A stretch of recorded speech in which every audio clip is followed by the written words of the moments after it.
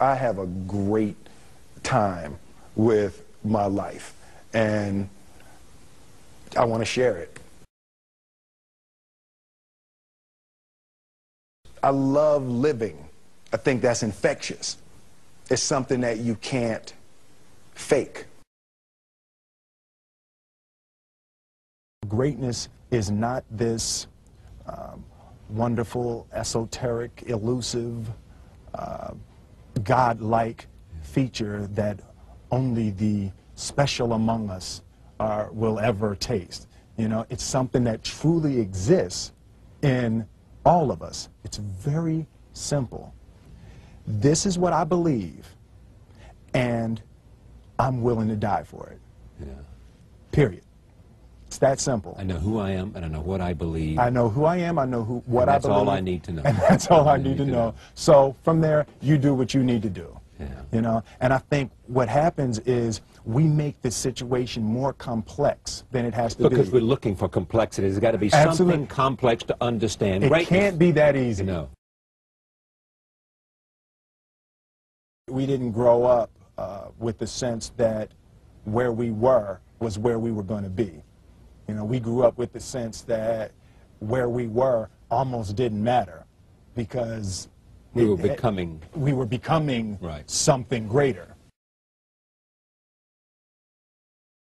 The separation of talent and skill is one of the greatest misunderstood concepts for people who are trying to excel, who have dreams that want to do things. Talent you have naturally. Skill is only developed by hours and hours and hours of beating on your craft. I've never really viewed myself as particularly talented. Where I excel is ridiculous, sickening work ethic. You know, while the other guy's sleeping, I'm working. While the other guy's eating, I'm working. There's no easy way around it. No matter how talented you are, your talent is going to fail you if you're not skilled. Mm-hmm. You know, if you don't study, if you don't work really hard and dedicate yourself to being better every single day, mm-hmm. you'll never be able to communicate with people, with your artistry, the way that you want. So the only thing that I see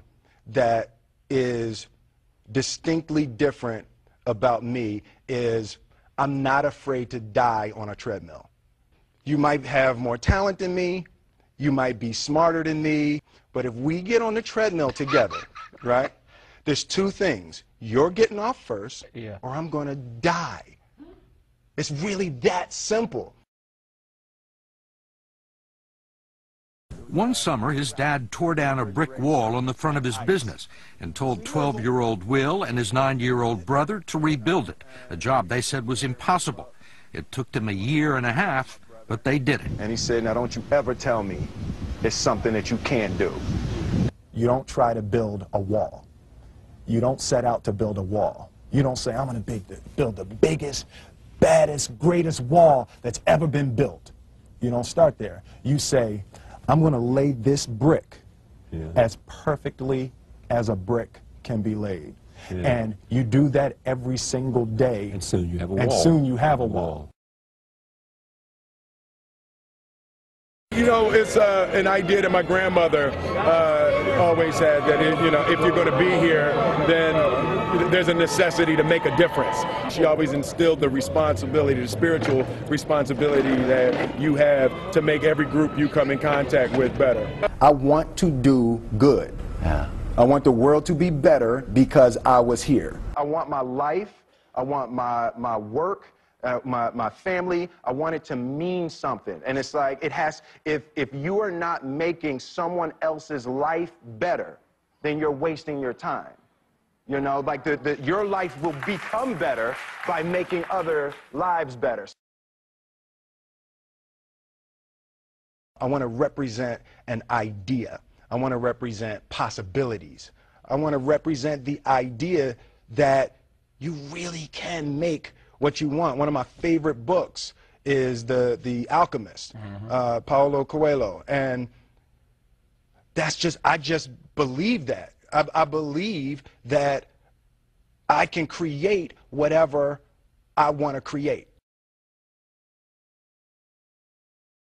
The first step before anybody else in the world believes it is you have to believe it.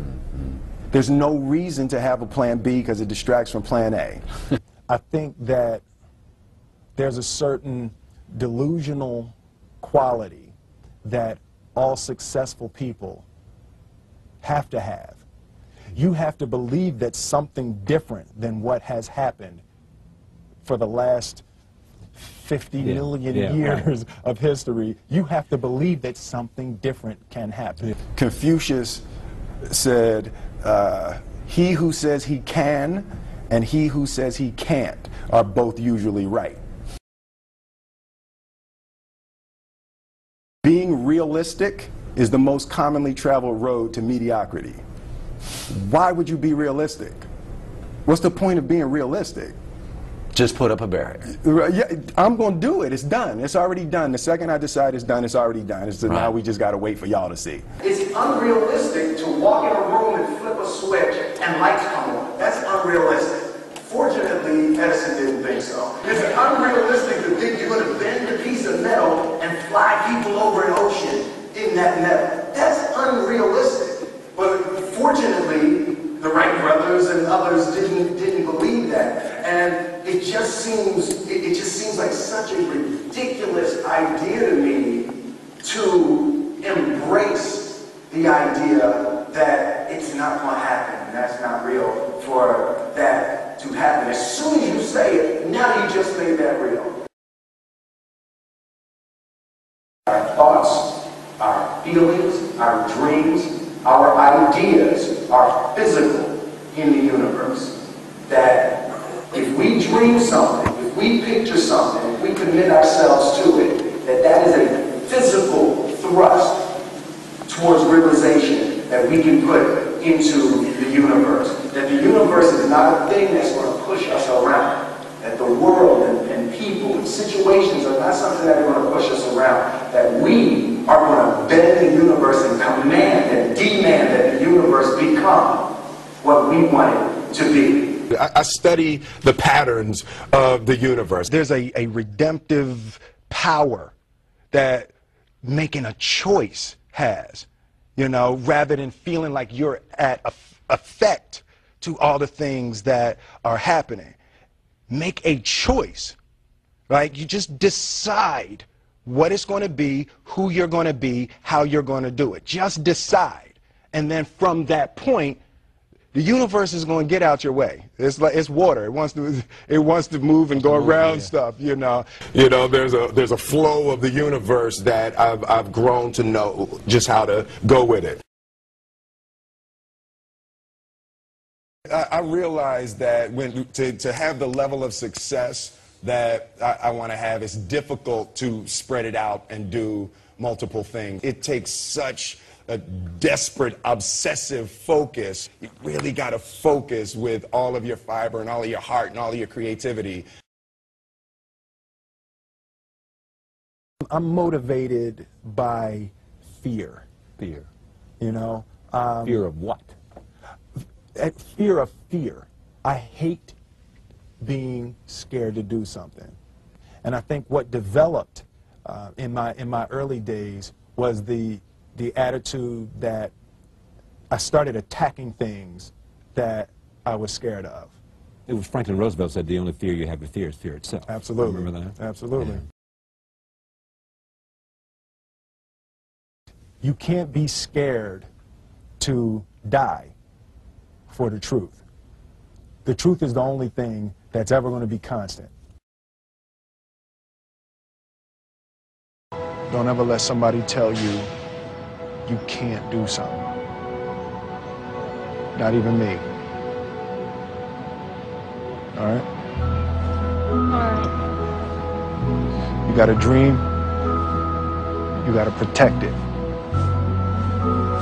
People can't do something themselves. They want to tell you you can't do it.